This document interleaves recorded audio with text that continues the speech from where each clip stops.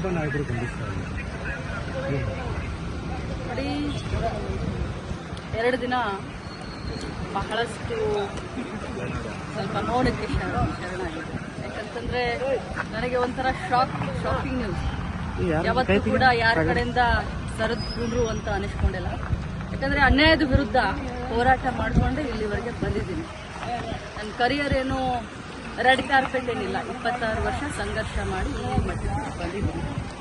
ಆದರೆ ಬಿಜೆಪಿಯ ಎಲ್ಲ ನಾಯಕರನ್ನ ನೋಡಿದ್ರೆ ನನಗೆ ನಿಜವಾಗ್ಲೂ ಒಂದ್ ಕಡೆ ಅವ್ರ ಬಗ್ಗೆ ಮರುಕುಟ್ಟುತ್ತೆ.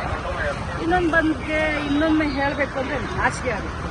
ಯಾಕಂತಂದ್ರೆ ಯಡಿಯೂರಪ್ಪಾಜಿಯವರ ಮಗ ವಿಜಯೇಂದ್ರ, ಆರ್ ಅಶೋಕ್ ಅವರು, ನಮ್ಮ ಸಮಾಜದ ಹಿರಿಯ ಮುಖಂಡರಾದಂಥ ಯತ್ನಾಳ್ ಅವರು, ಬೆಲ್ಲದವರು, ಇವರು ಎಲ್ಲರೂ ಒಬ್ಬ ಮಹಿಳೆಯನ್ನ ಅಸಹ್ಯ ಮಾಡಿದಂತ ವ್ಯಕ್ತಿಗೆ ಇವತ್ತು ಸಪೋರ್ಟ್ ಮಾಡೋದನ್ನ ನೋಡಿದ್ರೆ ಒಮ್ಮೆ ಮರಗು ಬರುತ್ತೆ.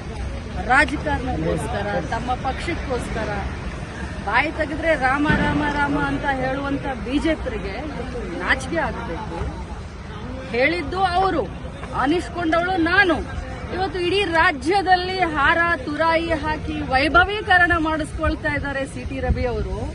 ಅವರಿಗೆ ಆತ್ಮ ಸಾಕ್ಷಿ ಅಂತ ಏನಾದ್ರೂ ಇದ್ರೆ, ಅವರು ತಾಯಿಯ ಮಗ ಆಗಿದ್ರೆ, ಅವರ ಹೆಂಡತಿ ಇದ್ರೆ, ಅವ್ರಿಗಾದ್ರೂ ಅಟ್ಲೀಸ್ಟ್ ಹೇಳಬೇಕು.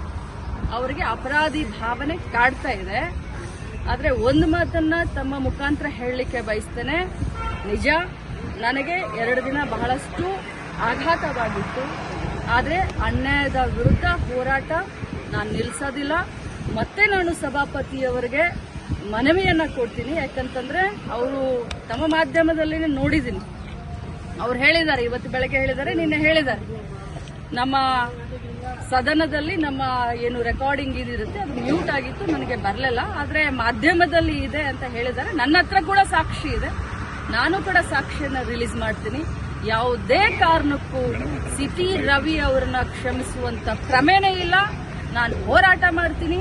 ಇಡೀ ಮಹಿಳಾ ಕುಲಕ್ಕೆ ಏನು ಅವರು ಇವತ್ತು ಅನ್ಯಾಯ ಮಾಡಿದ್ದಾರೆ, ಈ ಪದವನ್ನ ಬಳಸಿದ್ದಾರೆ, ಅವರಿಗೆ ಶಿಕ್ಷೆ ಆಗುವವರೆಗೂ ಈ ಲಕ್ಷ್ಮೀ ಹೆಬ್ಬಾಳ್ಕರ್ ಸುಮ್ಮನೆ ಕೂರೋದಿಲ್ಲ ಅಂತ ಹೇಳಲಿಕ್ಕೆ ಬಯಸ್ತಾರೆ. ಸಭಾಪತಿಯವರಿಗೆ ಮನವಿ ಮಾಡ್ತೀನಿ, ಮಾನ್ಯ ಮುಖ್ಯಮಂತ್ರಿಗಳಿಗೆ ಮನವಿ ಮಾಡ್ತೀನಿ. ಏನು ಪೊಲೀಸ್ ತನಿಖೆ ಆಗಬೇಕು ಆದಷ್ಟು ಬೇಗ ಆಗಬೇಕು. FSL ರಿಪೋರ್ಟ್ ಬರಬೇಕು. ಅವ್ರು ಏನೇನು ಇವತ್ತು ಇಡೀ ರಾಜ್ಯದ ಎದುರುಗಡೆ ಇವತ್ತು ಸಿಟಿ ರವಿ ಅವರು ಒಂದು ದೇವರು ಅನ್ನುವಂತ ಏನೊಂದು ಪೋರ್ಟ್ರೇಟ್ ಮಾಡ್ತಾ ಇದ್ದಾರೆ ಬಿಜೆಪಿ ಅವರು, ಅದು ಅವರ ಮುಖವಾಡ, ಗೋಮುಖ ವ್ಯಾಘ್ರಗಳು ಇವರೆಲ್ಲ. ಒಬ್ಬ ಮಹಿಳೆಯನ್ನ ಒಂದು ಸದನದಲ್ಲಿ ಈ ಮಟ್ಟಕ್ಕೆ ಮಾತಾಡಿದ್ರೆ ಅದನ್ನ ಅವರ ಬೆನ್ನಿಗೆ ನಿಂತ್ಕೊಳ್ತಾರೆ, ಪ್ರಶಂಸೆ ಮಾಡ್ತಾರೆ. ಯಾರಾದ್ರೂ ಒಬ್ರು ಅದನ್ನ ಖಂಡನೆ ಮಾಡಿದ್ರ, ಒಬ್ರು ಯಾರಾದ್ರೂ ಅದನ್ನ ಕ್ಷಮೆ ಕೇಳಿದ್ರ? ಉಲ್ಟಾ ಚೋರ್ ಕೊತ್ವಾಲ್ ಕೋಡಾಟೆ ಅಂತ ಹೇಳೋ ಹಾಗೆ ಊರೂರಿಗೆ ನಿಲ್ಸಿ ಇವ್ರು ಮೆರವಣಿಗೆ ಮಾಡ್ಕೊಳ್ತಾರ. ಏನಾಗಿದೆ ಅವ್ರಿಗೆ ಗಾಯ? ಎಷ್ಟಾಗಿದೆ ಗಾಯ? ಎಷ್ಟು ಹೊಲಿಗೆ ಬಿದ್ದಿದಾವೆ ಅವ್ರಿಗೆ? ಪಟ್ಟಿ ಸುತ್ಕೊಳ್ತಾರ? ಏನು ಬೇರೆಯವ್ರ ಕಣ್ಣಿಗೆ ಪಟ್ಟಿ ಕಟ್ಟದೇನಂತ ತಿಳ್ಕೊಂಡಿದ್ದೀರಾ ನೀವು? ಸಿಟಿ ರವಿ ಅವರೇ, ನೀವು ನನಗೆ ಆ ಪದವನ್ನ ಬಳಸಿದ್ದೀರಾ, ಅದರಿಂದ ಇವತ್ತು ನನ್ನ ಮನ ನೊಂದಿದೆ. ಆದ್ರೆ ಇಂಥ 100 ಸಿಟಿ ರವಿಯನ್ನ ಎದುರಿಸ್ತೀನಿ. ಈ ವಿಡಿಯೋ ನಿಮಗೆ ಇಷ್ಟವಾದಲ್ಲಿ ಲೈಕ್ ಮಾಡಿ, ಶೇರ್ ಮಾಡಿ, ಸಬ್ಸ್ಕ್ರೈಬ್ ಮಾಡಿ.